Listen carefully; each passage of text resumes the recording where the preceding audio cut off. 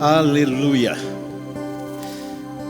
Chegamos ao final da série Eleva os Meus Olhos, Salmos de Socorro. E eu aproveito, encerrando essa série com o Salmo 23, que é uma paixão ao longo da minha vida. E eu quero sugerir para você uma leitura muito interessante. Philip Keller, um pastor de ovelhas que ousou fazer uma exposição bíblica do Salmo de número 23. O título do livro é Nada Me Faltará. E eu consegui resgatar esse livro pedindo pela internet uma leitura de há muito tempo atrás, época do meu seminário. Mas eu era tão apaixonado por esse livro, e se aproximando do encerramento da série Eleva os Meus Olhos, eu solicitei e recebi. E ele é uma relíquia, porque ele já vem inclusive assinado. Então é uma preciosidade. Se você puder, você pode através da internet solicitar. Nada Me Faltará. É o Salmo 23 à luz das experiências de um pastor de ovelha, que é Philip Keller. Vamos à palavra. Salmos de número 23. O Senhor é o meu pastor, de nada terei necessidade. Em verdes pastagens me faz repousar e me conduz às águas tranquilas. Restaura-me o fôlego, guia-me nas veredas da justiça por amor do seu nome. Mesmo quando eu andar por um vale de trevas e morte, não temerei perigo algum, pois tu estás comigo, a tua vara e o teu cajado me protegem. Preparas um banquete para mim, à vista dos meus inimigos. Tu me honras, ungindo a minha cabeça com óleo e fazendo transbordar o meu cálice. Sei que a bondade e a fidelidade do Senhor me acompanharão todos os dias da minha vida, e voltarei à casa do Senhor enquanto eu viver. Quem lê o Salmo 23 tem a ideia, ele é tão romântico, ele é um salmo tão impactante nas nossas emoções, que você imagina que Davi está escrevendo este salmo enquanto olha as suas ovelhinhas no rebanho do seu pai no campo. Talvez você imagine que Davi escreveu esse salmo enquanto estava tocando a harpa junto aos ribeiros de água. Talvez você imagine que Davi estava no melhor momento da sua vida, então ele resolve tocar a sua harpa. Não, não, não. Davi escreve o Salmo 23 num oásis de noite, cercado pelo exército de um rei inimigo. Davi escreve o Salmo 23 no escuro, junto ao ribeiro, numa fogueirinha, enquanto ele espera o socorro de Deus, mediante um exército que cercou a ele e os seus homens num oásis. E o que isso quer nos ensinar? Escute, a nossa confiança, as nossas convicções se acentuam nos momentos de perigo e de morte.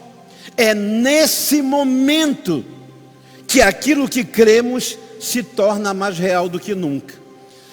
Por isso eu quero pedir que você compartilhe isso, que você socialize, aproveite essa oportunidade e esse nosso último encontro do Eleva os Meus Olhos, e chame os seus amigos, chame família, chame pessoas e diga: olha, há uma mensagem de Deus para você no momento da síndrome do pânico, no momento do perigo. Davi, diga a eles: olha, venham ouvir o salmo que Davi escreveu quando ele estava passando por um cerco do inimigo, uma guerra como nós estamos vivendo, biológica, uma guerra de sentimentos, uma guerra econômica, uma guerra de instituições. É nesse contexto que Davi lembra. Ele escreve e lê para si mesmo o que aprendeu desde a sua meninice lá nos campos a respeito de Deus. Davi foi pastor de ovelhas. As ovelhas poucas e mirradas do seu pai. Pai de Davi era um homem pobre. E ele cuidava de poucas ovelhas para a manutenção, para o básico. Escute, Davi cuidava das poucas ovelhas para o sustento básico da sua casa. E agora, ele está dizendo que as ovelhas dependem dele, Davi, no meio do perigo. Ele sabe o que está escrevendo e o que está cantando. Porque Davi lutou com o leão, lutou com o urso, por causa de uma ovelha. Ele diz: eu tirei a minha ovelha do meio dos dentes do leão. E eu lembro de uma frase, enquanto cantava, o nosso saudoso irmão, cantor Lázaro, dizia que quando ele estava perdido e pensava em tirar a sua vida, a coisa que ele mais lembrava era das palavras do seu pastor. E ele disse algo que eu guardei no meu coração: tudo o que uma ovelha que está nos dentes do lobo, sendo estraçalhadas, mais precisa é de um pastor forte e firme, que lute e que exponha a sua vida por causa da sua ovelha. Nesse livro, Nada Me Faltará, Philip Keller é um pastor de ovelhas na Austrália. E ele explica um pouco sobre a similaridade do sistema nervoso central do homem para com a ovelha. E ele ressalta duas coisas que parecem muito conosco. Uma, ovelhas com medo perdem o apetite. É bem verdade que algumas têm a síndrome de comer exasperadamente. Mas a maioria das pessoas, quando passam por aflição, angústia, elas perdem o apetite.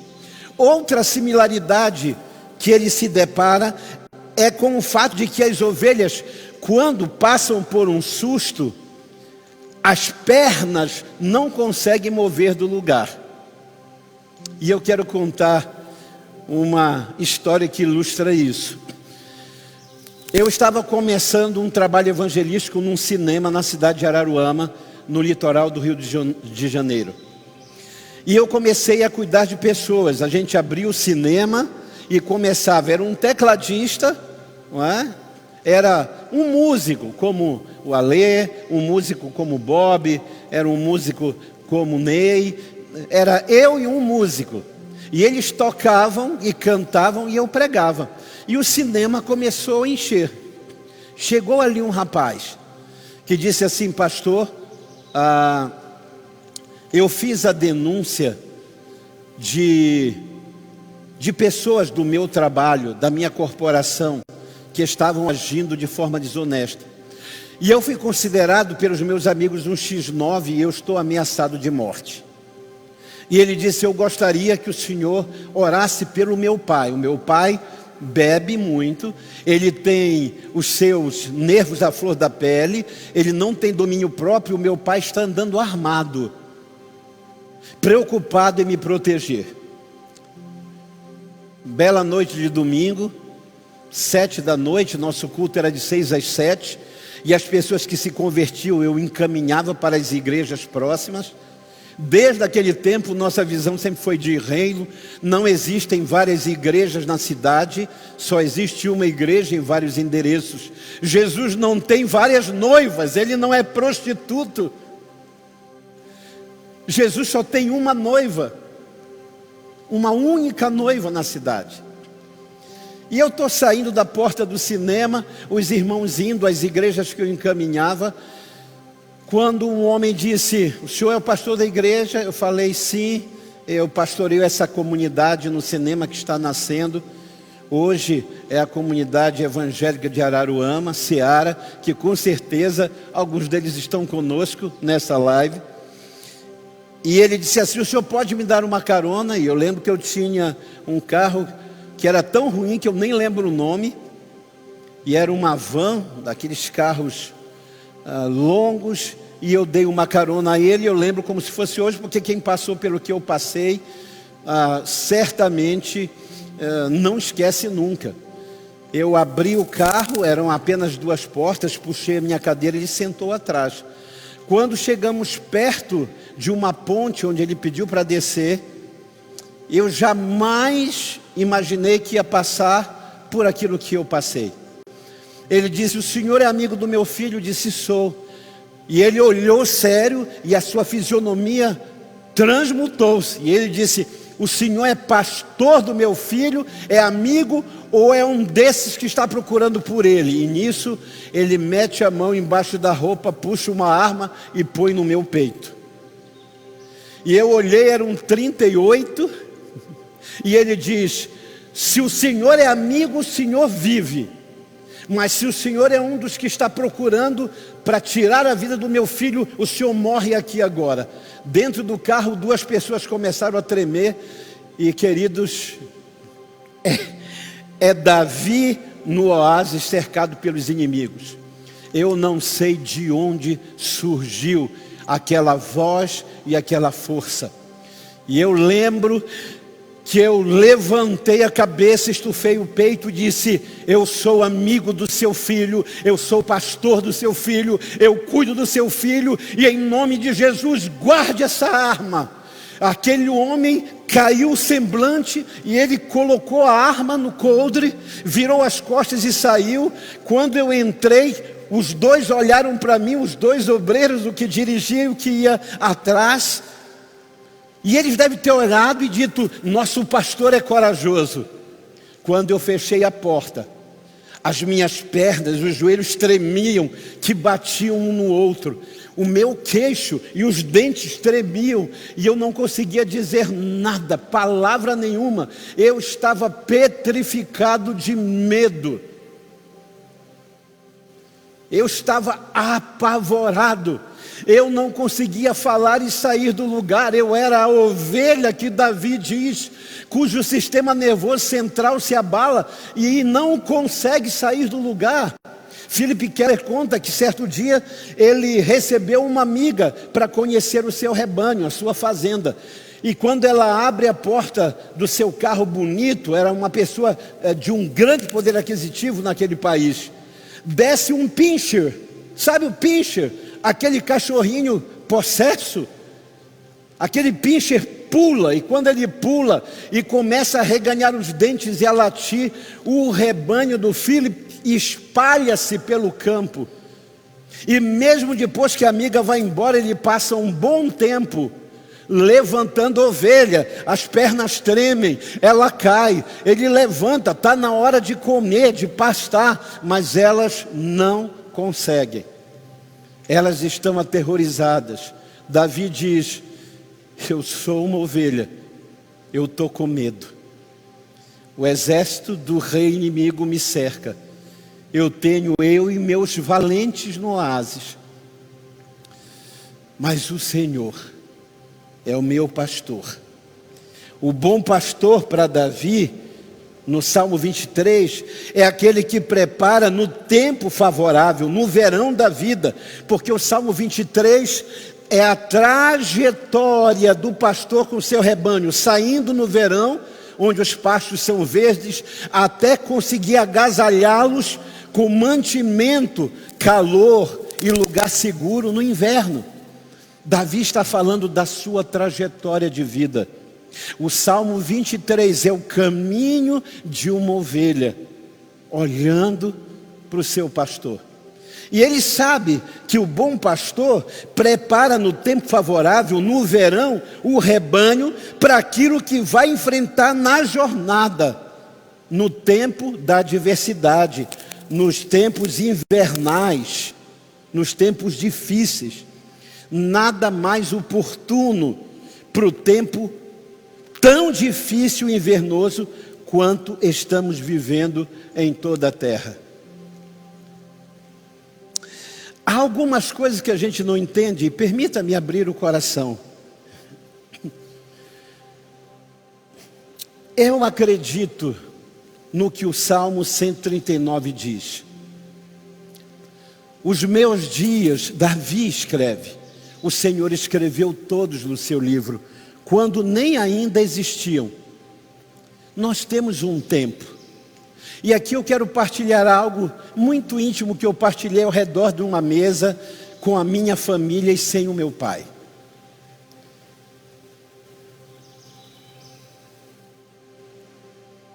Em 2021 era o ano da partida do meu pai. Eu creio isso.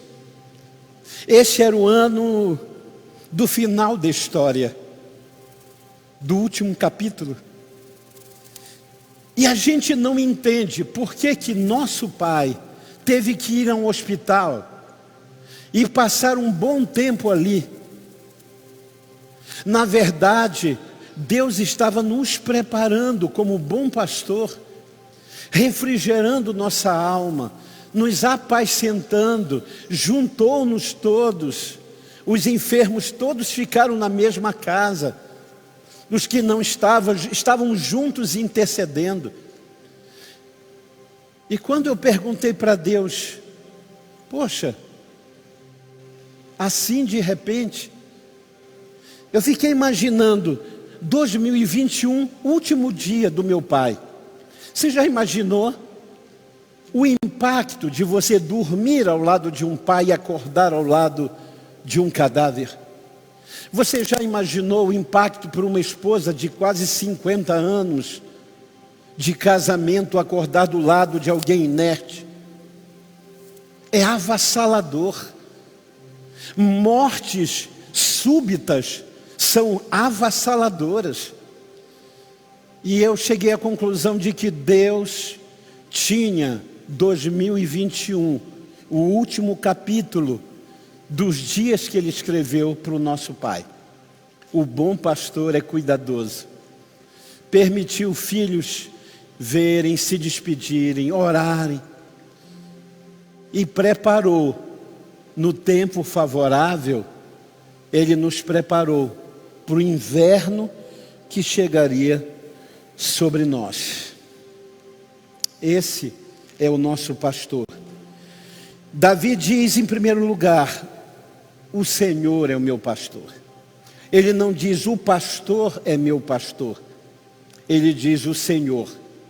Aquele que tem as chaves da morte, do inferno, aqueles que têm vida e morte na sua mão, aquele que rege o universo, aquele que as leis do universo obedecem, aquele que põe limite das águas. Quando eu passo na frente de Macapá, é o texto que mais me vem à mente, quando Deus diz a Jó, no meio da sua tribulação, Jó, eu sou o seu Redentor, eu vivo, eu sou o Senhor.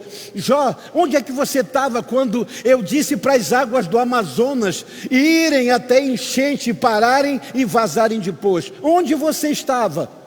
Quando eu coloquei dia e noite, luz e trevas, quando eu estabeleci o firmamento, onde você estava, Jó? Davi diz, esse é o meu pastor. Imagine, qualquer criança gostaria de ser pastoreada pelo Homem de Ferro. Qualquer criança e adolescente gostaria de ser pastoreada pelo Thor, pelo Superman. Qualquer criança gostaria de ter um pastor que solta teias de aranha e carrega ela de um lado do perigo para o lugar seguro. Mas Davi diz, o que eu tenho é superior a eles. O que eu tenho tem a mente que criou na mente de homens e escritores e idealizadores eles. O Senhor é o meu pastor. O Senhor, aquele que tem o absoluto controle de tudo nas suas mãos. Ele é o nosso pastor. A segunda coisa que ele diz é, de nada necessito. Eu não tenho falta de nada. E aqui, me permita, Davi vai fazer a diferença, gente, entre o que é necessidade e o que é desejo. Esse salmo vai falar de necessidades básicas. Quais são? Pasto e água. Pasto e água apontam para quê? Para a provisão. Refrigério para a alma, aponta para quê? Paz, tranquilidade interior. Veredas, guiar pela vereda da justiça, aponta para quê? Aponta para direção. E ainda que eu ande pelo vale da sombra da morte, aponta para quê? Segurança. A ciência do comportamento diz que todo filho, que todo menino, que toda criança precisa de provisão, precisa de direção e precisa de segurança para sobreviver. Tem pais que nunca conseguiram dar a seu filho herança, mas deram ao seu filho provisão, direção e segurança. E os seus filhos sobreviveram, cresceram e são pessoas íntegras no dia de hoje. O que Davi está dizendo? Eu tenho um direito constitucional nessa palavra às necessidades básicas. Deus nunca me deixará faltar aquilo que é necessário. O grande problema é que outras teologias, como teologia da prosperidade, transformaram a palavra de Deus numa lâmpada mágica e transformaram Deus no gênio da lâmpada. Sabe?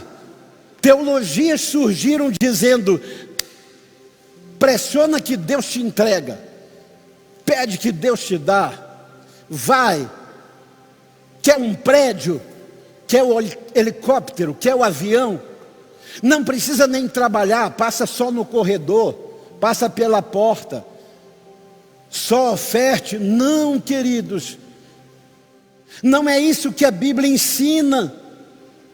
O bom pastor é aquele que supre necessidades e não o que realiza desejos. O bom pastor é aquele que tem a responsabilidade sobre si, de levar sobre si, Isaías 53, aquilo que pesa sobre mim como necessidade e que eu não consigo resolver.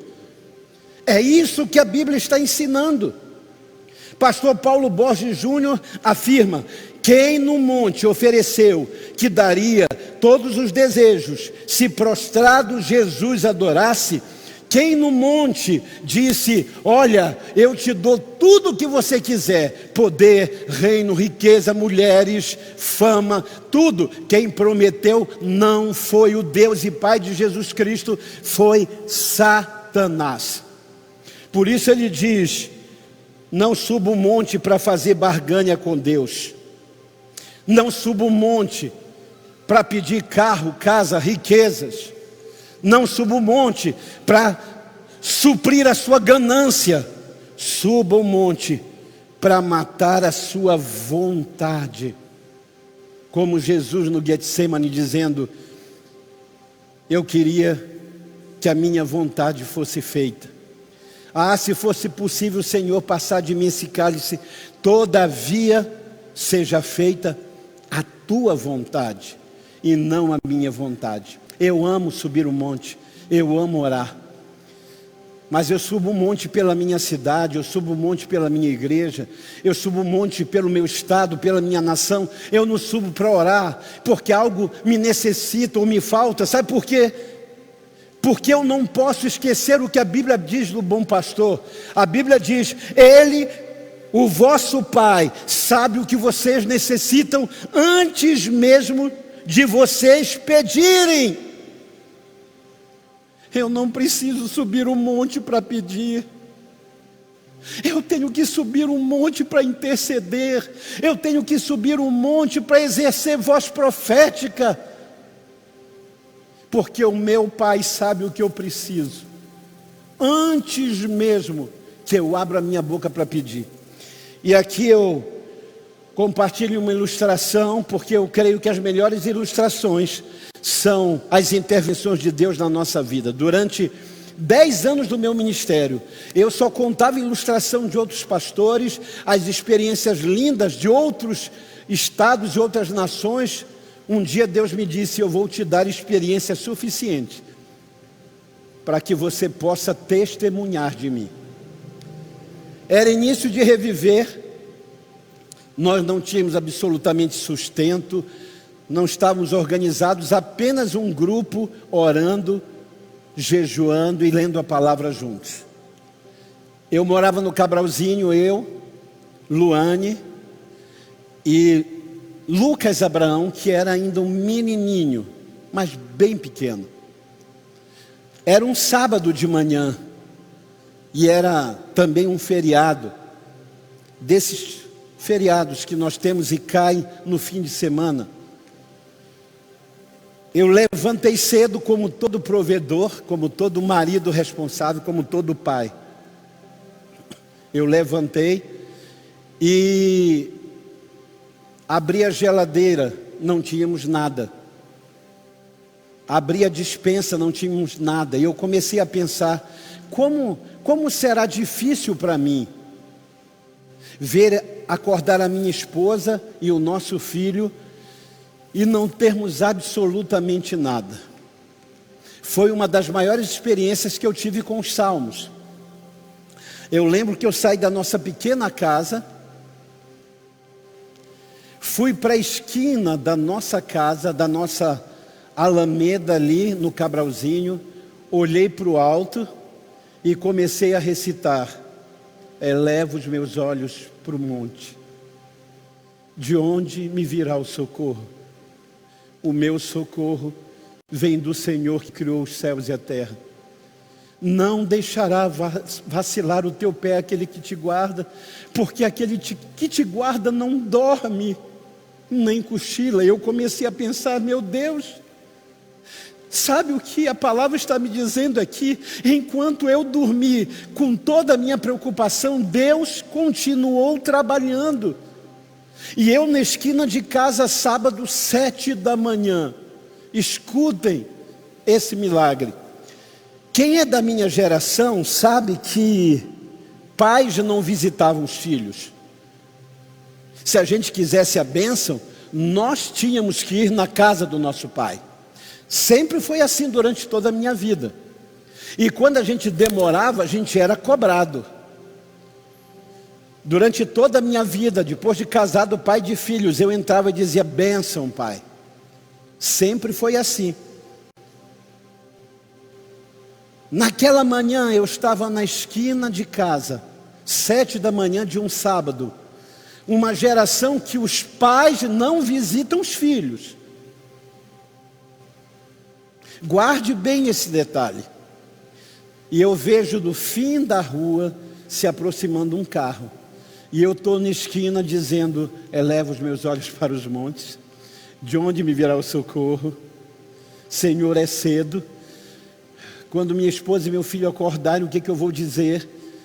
Sabe, meus filhos, todos os meus filhos têm crescido vendo milagres. Para eles, milagres. Várias vezes, meus filhos correram dizendo: pai, ora para essa chuva passar. Pai, nós precisamos ir. Pai, várias vezes.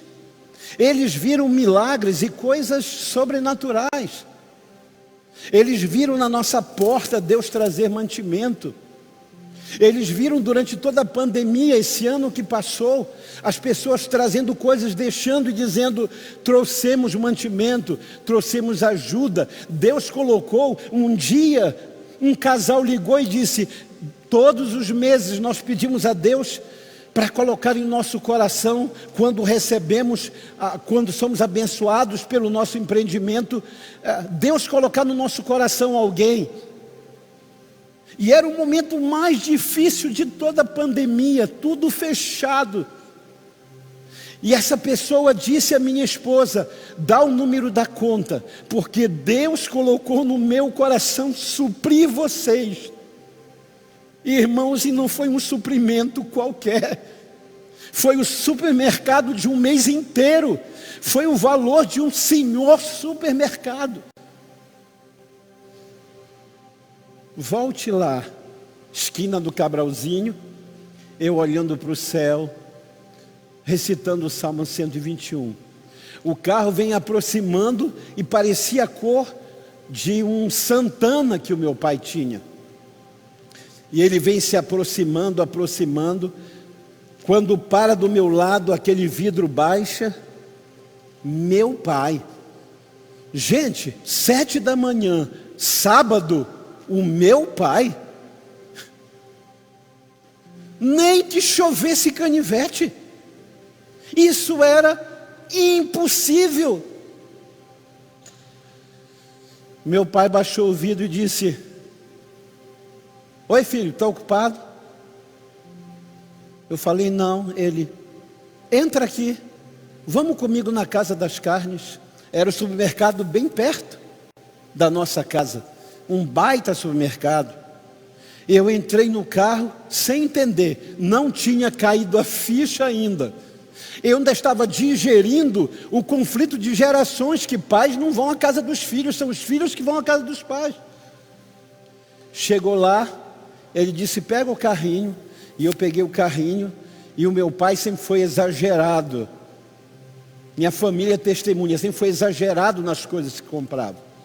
E ele começou a colocar, e eu empurrando o carrinho, ele olhou e disse: cadê o seu carrinho? Eu disse: hã? Ele falou: cadê o teu? Pega um para você. E aí caiu a ficha. Fui moço, hoje sou velho, mas nunca vi o justo desamparado, nem a sua descendência mendigar o pão. Naquele dia o meu pai me deixou em casa, abarrotado de compras, foi embora. Eu acho que foi a única vez que em todo o tempo, naquele residencial, meu pai apareceu. Na verdade, eu lembro do meu pai 2 vezes na minha casa. Quando Luane e o pequeno Lucas levantaram, eu era o homem mais realizado. Eu era o provedor mais heróico. Havia tudo do bom e do melhor na geladeira, a despensa abarrotada. Davi diz que o bom pastor é aquele que responde às necessidades. Desejos são muito relativos. Meu filho Abraão Yohai às vezes me pergunta: pai, qual é o seu sonho de consumo num carro? Eu digo: um bom carro, como o nosso. Talvez o nosso, que já está velhinho, novo. Ele diz: mas o senhor não sonha? Tem cada carro, pai. Brasileiro é apaixonado por carro. Olha, tem a Lamborghini, tem o Porsche, tem esse, tem aquele. E filhos apaixonados por carro mostram os carros. E eu olho e digo: eu não preciso disso. O que eu necessito é o meu, um bom carro, que faz tudo o que os outros fazem. A minha autoestima está em quem eu sou e não em o que eu tenho. Entenda isso. O bom pastor me faz sentir amado e especial. Ele olha para mim, ele me observa. Isso que ele vai continuar dizendo: eu não tenho necessidade de que as pessoas me vejam descendo de uma Ferrari para dizer: uau, esse cara é especial. Davi vai dizer: você tem direito às necessidades, você tem direito à provisão, você tem direito à pacificação do seu interior, você tem direito. Deus te leva para junto das águas tranquilas e te faz descansar. Ele é o pastor que te dá direção. Ore e busque direção. Eu não conheço uma pessoa que ore antes de tomar decisão, que dê com os burros na água. A maioria dos nossos problemas, a psicologia diz que 95% dos nossos problemas são ocasionados pelas nossas escolhas malfadadas. Apenas 5% dos nossos problemas são intempéries, são circunstâncias adversas. 95% dos nossos problemas é falta de buscar a direção. Ele diz: você pode contar com segurança. Versículo 4: ainda que eu ande pelo vale da sombra e da morte. Davi sabe que na jornada de uma ovelha, o ideal é andar por lugares altos. Quando você anda por lugares altos, você tem uma visão muito clara ao redor. Mas Davi sabe que nem sempre dá para andar por montanhas. Nem sempre a gente está na parte de cima da roda gigante. Não é verdade, gente? Nós temos aqui poucas pessoas, a nossa equipe técnica, mas eles sabem disso. Nem sempre dá para andar pelos lugares altos. A gente nem sempre está bem, a gente nem sempre está no topo. Davi sabe que às vezes precisa passar pelo vale. Agora escute, deixa eu tentar representar para você o que é um vale. Cadeia de montanha, e eu passando no meio de noite, no escuro ou na madrugada. Agora, os meus inimigos me observam mais do que eu posso observá-los, não é verdade? Agora, os meus inimigos têm melhor visibilidade de mim. Por isso que ele diz: ainda que eu, a tua ovelha, tenha que passar pelo vale da sombra e da morte. E Davi vai dizer no Salmo de número 3: ó, como crescem os meus inimigos, ó, como se multiplicam os que me espreitam e tramam contra mim. Davi é a ovelhinha que vai passando, os olhares dos lobos, não é? Dos predadores, olhando para Davi. Davi diz no Salmo de número 3, como cresce. Quando a gente está no vale, se multiplicam os inimigos que nos observam, se multiplicam os que nos espreitam, e eles se sentem seguros para tramar contra nós. Agora deixa eu dizer para você um segredo. A Bíblia diz que os inimigos de Israel se juntavam e conspiravam. E quando eles atacavam de surpresa, Israel estava pronto. Houve ocasião em que 4 reinos se preparavam e Israel chegou primeiro. E aí o rei reuniu a cúpula e disse: tem um traidor entre nós. Alguém conta os nossos planos. E aí um conselheiro disse: não, é o Deus de Israel que conta para o seu profeta tudo que tramamos aqui. Deixa eu dizer para você, você pode estar passando pelo vale onde inimigos tramam contra você, o teu cargo, o teu trabalho, a posição que você tem. Tramam no teu ministério, tramam no meio da tua família. Mas eu quero dizer a você uma coisa nesta manhã: o bom pastor é quem revela os seus as veredas confiáveis, os caminhos de justiça.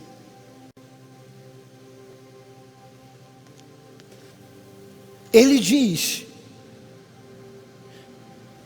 que ainda que eu ande pelo vale da sombra da morte, eu não temerei mal algum, porque tu estás comigo, e nas tuas mãos, pastor amado, Senhor que é pastor que é o Senhor, estão 2 armas, de um lado vara e de outro cajado. E aí eu fui estudar sobre vara e cajado. A vara é para correção, por isso a Bíblia diz no livro de Provérbios: corrija o teu filho com vara. Mas a vara é curta. Guarde bem isso nessa manhã. Por que a vara é curta? Porque exortação e correção na Bíblia não é expor o defeito de ninguém. Exortar e corrigir na Bíblia é trazer para perto. Em Lucas capítulo 15, quando o Senhor fala da ovelha que se perdeu, diz que Ele coloca ela onde? Debaixo dos pés Debaixo da sua mão, não. Ele traz a ovelha sobre os seus ombros. Corrigir na Bíblia, exortar, é trazer para perto, é trazer para o ombro, é falar baixo. Nunca em meus erros o Espírito Santo gritou comigo. O Espírito Santo sempre falou comigo com mansidão. O pastor tem a vara que é curta, entenderam? Amém? Por quê? Porque ninguém corrige a distância, ninguém grita: Alexandre, por que você fez isso? Nildo, Ney. Correção não é para expor feridas. Correção é uma vara curta que você traz para perto quem precisa ser corrigido. A vara é curta para correção, mas o cajado é longo. E com o cajado, o pastor fazia duas coisas. A ponta do cajado era para buscar a ovelha longe e trazê-la de perto do abismo para perto do pastor. Mas era longa para manter longe os predadores, os inimigos. Todo pastor, e aqui eu oro para que eu e todos os pastores de Reviver vivam isso. Vara é curta, é disciplina e correção perto do ombro, do coração, é em amor. Cajado é para afugentar, é para manter longe os inimigos do rebanho. Davi diz: tua vara e o teu cajado me consolam. Agostinho disse: tua vara, teu cajado me consolam. Tua disciplina como uma vara para o rebanho e como cajado para me trazer para perto e fazer crescer. Não me entristecem, antes me confortam, porque eu sei que tu lembras de mim. Sabe? Todos nós lembramos com saudade a disciplina dos nossos pais. Sabe o que a gente hoje senta ao redor da mesa e começa a lembrar as palavras do pai, a repreensão do pai. Quem perdeu a mãe nesta pandemia está lembrando de como a mãe falava, imitando os trejeitos. Quem perdeu pessoas que amavam e eram autoridades pastorais sobre a sua vida está lembrando quantos pastores se foram nesta pandemia. E as ovelhas postando, ele falava comigo, ele dizia assim, ele era desse jeito, eu lembro. Davi diz: preparas uma mesa perante mim, na presença dos que me afrontam. Honras-me, ungindo a minha cabeça com óleo, e o meu cálice transborda. E aqui, Davi aponta para duas vertentes. Primeiro, a mesa poderia ser o lugar alto, que era chamado de mesa. À noite, o pastor jogava as ovelhas para cima daquele lugar alto chamado mesa e ficava sentado, olhando lá embaixo, tudo que acontecia. Pode ser que Davi esteja falando disso. Eu sou uma ovelha que o Senhor coloca no lugar de alto refúgio. O Salmo 91 diz isso: ele me invocará e eu lhe responderei. Colocá-lo-ei num lugar alto, porque reconheceu o meu nome.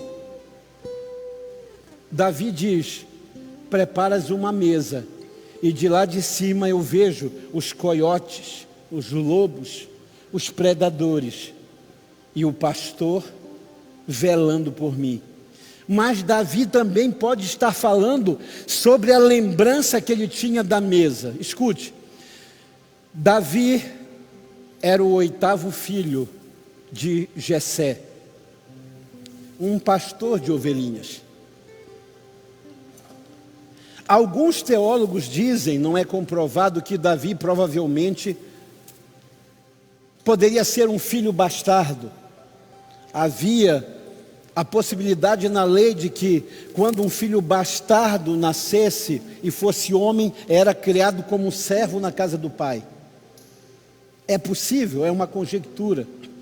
Na verdade, alguma coisa havia, porque Davi era preterido.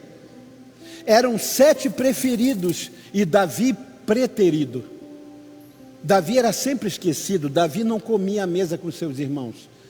Davi não comia uma comida que era prazerosa, pães e queijos. A única vez que Davi é chamado perto da mesa, ele vê pão e queijo, ele pensa: oba, hoje o meu pequeno Davi, o meu caçula, eu não posso ligar para uma padaria, para o delivery. Ele diz: pai, pão de queijo. Acho que é problema de todo Davi esse negócio com queijo. Davi olhou pão e queijo e disse: meu Deus, meus irmãos estão na guerra, meu pai finalmente olhou para mim, me chamou lá do pasto, e não é para levar o lixo na porta, é para comer. Jessé olha para Davi e diz: pegue esses pães e queijos e leve para os seus irmãos.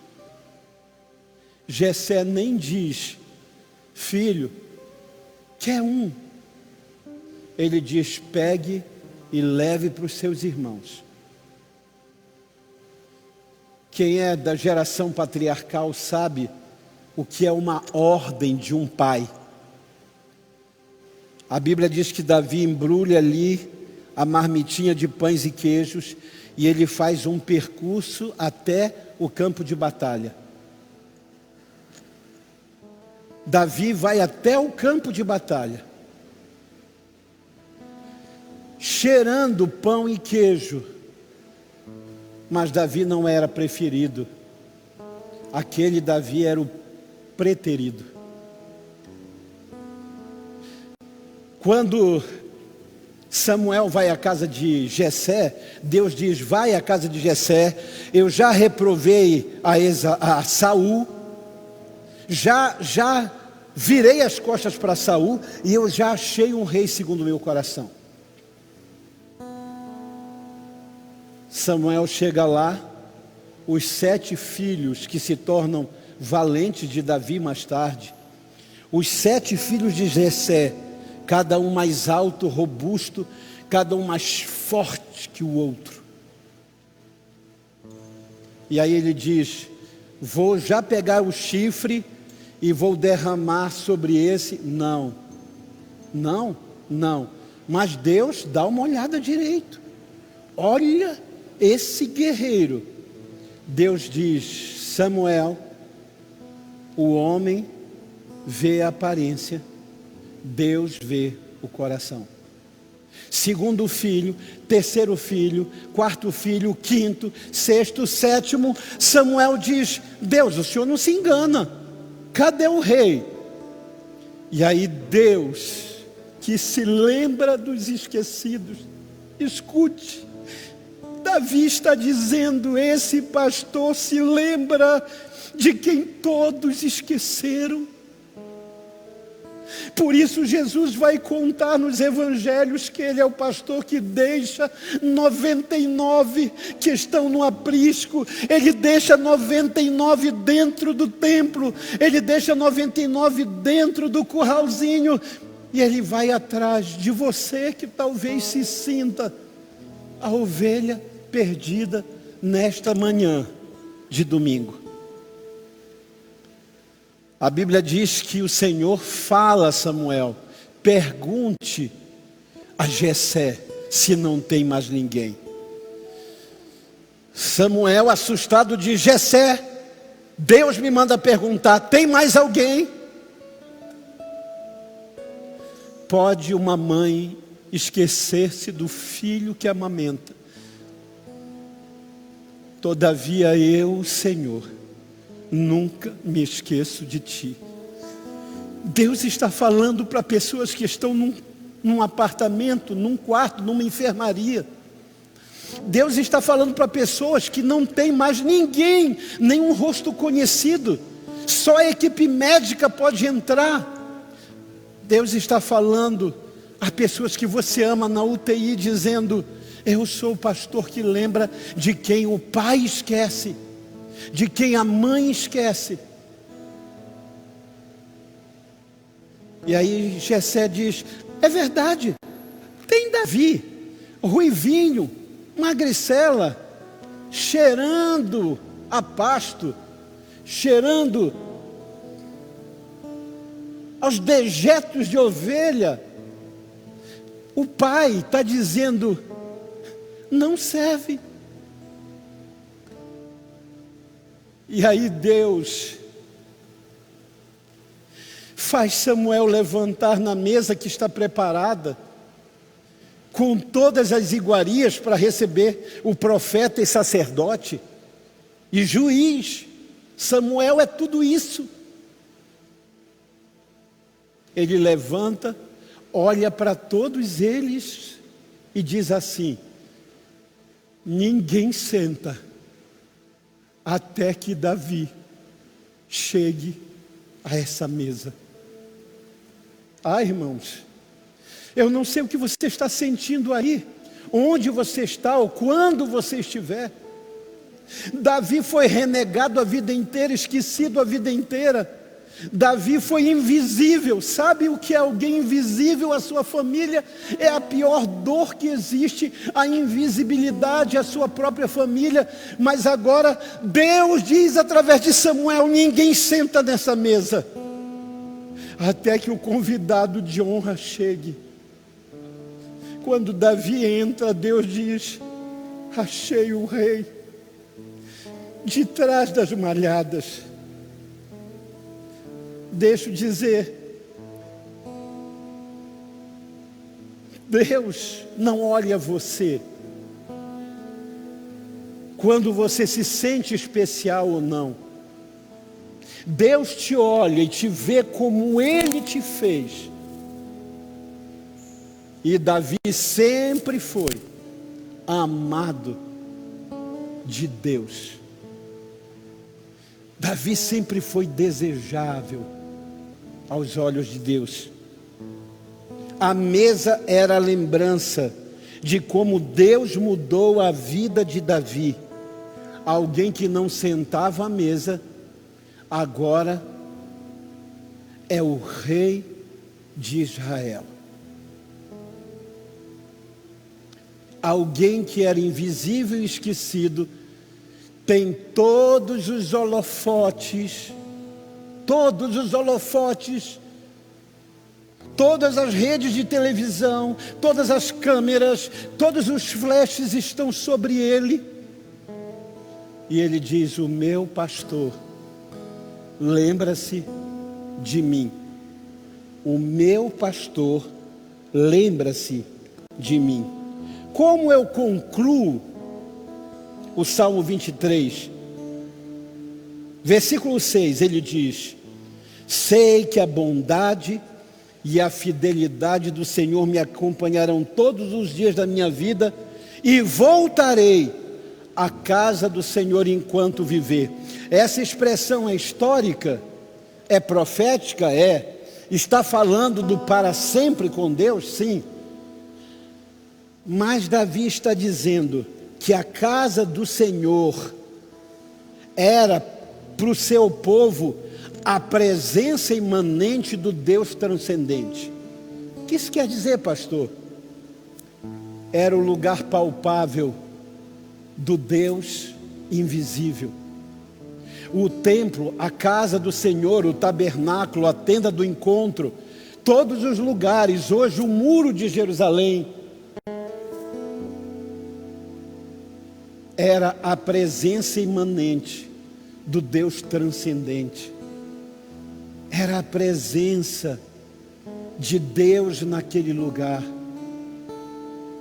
enquanto Davi não podia ver o Deus que está acima de tudo e de todos. O Salmo 27 diz: uma coisa pedi ao Senhor e a buscarei.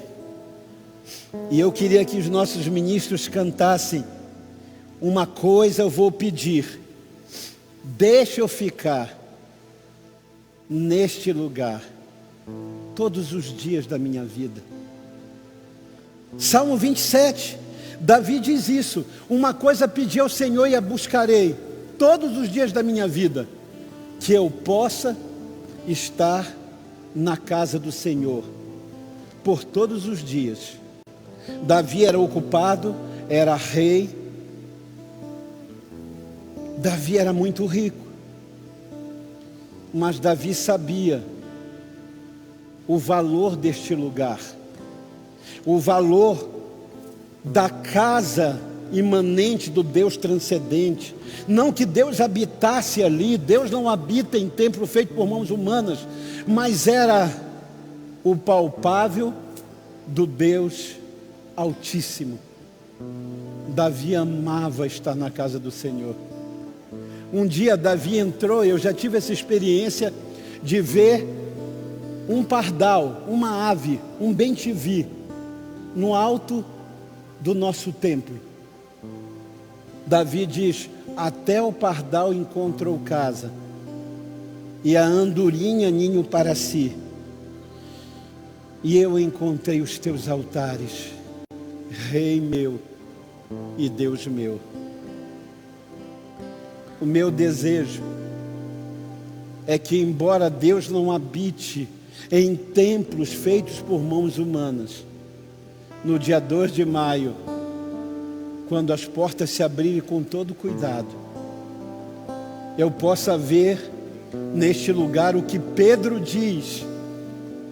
Pedro diz: vocês são as pedras vivas de um templo espiritual que Deus está construindo. Eu não tenho saudades, irmãos, de cadeiras e paredes. Eu tenho saudade das pedras vivas que constroem em Macapá, nesta rua, um templo vivo, um templo espiritual. Por isso, vir aqui de manhã ou à noite no domingo e encontrar a nossa equipe, ver pastor Antônio ali no computador, ver o Didi no som, ver o Joel, o Júnior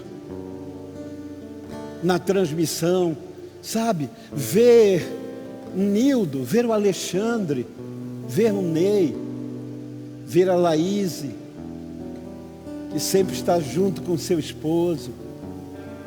Num prédio de 900 pessoas, a gente se olha de longe, uns dos outros, mas quando eu vejo, eu lembro quanto prazer Davi tinha em estar na congregação.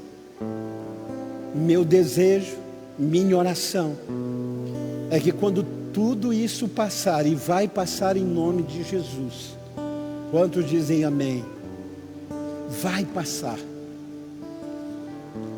Meu desejo é poder reencontrar todos vocês. Eu chorei semana passada em ver um vídeo dos parentes da Austrália se encontrando com os parentes da Nova Zelândia.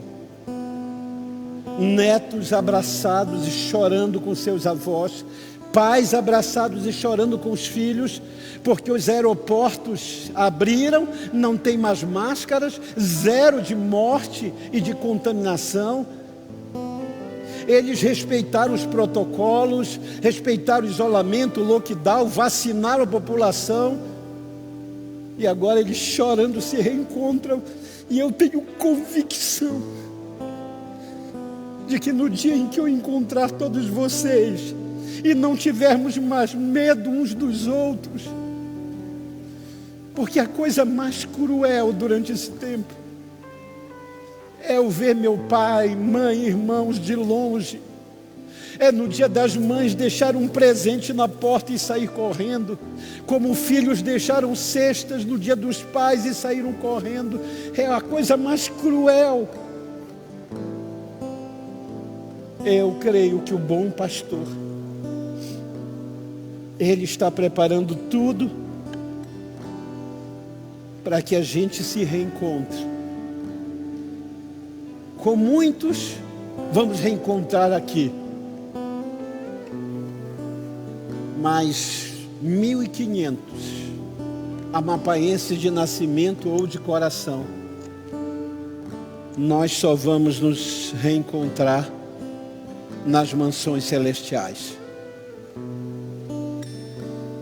Meu sentimento, meu consolo e conforto como um pastor de ovelhas a você, porque eu perdi um pai, mas o bom pastor está me consolando todos os dias. E a minha grande alegria será no dia que todos vacinados, imunizados, sem máscaras, se encontrarem neste prédio enorme, tão vazio hoje, e eu puder contar cada um, porque eu lembro de cada um de vocês, do lugar onde cada um senta. Sempre tive o prazer de estar à porta pelo menos meia hora, sorrindo e abraçando as minhas ovelhas. Mas o bom pastor cuidará das nossas necessidades até nos reencontrarmos. Vamos adorar ao Senhor e eu volto para orar com você, em nome de Jesus. Amém. Uma coisa vou pedir, deixa eu ficar neste lugar todos os dias da minha vida. Uma coisa vou pedir, deixa eu ficar neste lugar todos os dias da minha vida. Coisa vou pedir, deixa eu ficar neste lugar todos os dias da minha vida. Uma coisa vou pedir, deixa eu ficar neste lugar todos os dias da minha vida. Nós adoramos aquele que faz vindo aos teus anjos. Nós adoramos aquele que faz fogo aos seus ministros. Nós adoramos aquele que faz vindo aos teus anjos. Nós adoramos aquele que faz fogo aos seus. Nós somos seus ministros. Não negue o seu fogo. Nós somos seus ministros. Queremos queimar, queremos queimar. Nós somos seus ministros. Não negue o seu fogo. Nós somos teus ministros. Queremos queimar.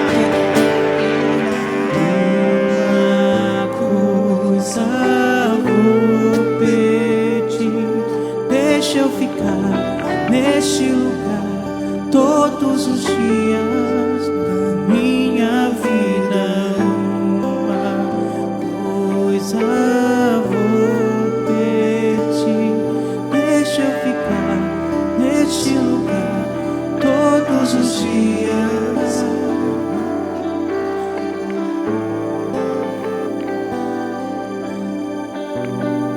Aleluia. Seja essa a nossa oração. Certamente que a bondade e a misericórdia do Senhor guardarão você a Macapá, guardarão você reviver todos os dias da sua vida, e que eu retorne à casa do Senhor, e que eu retorne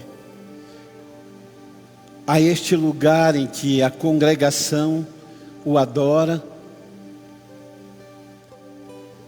e no tempo do Senhor, que você retorne à casa paterna. Que o Senhor te abençoe e te guarde. Que o Senhor faça resplandecer sobre ti o seu rosto.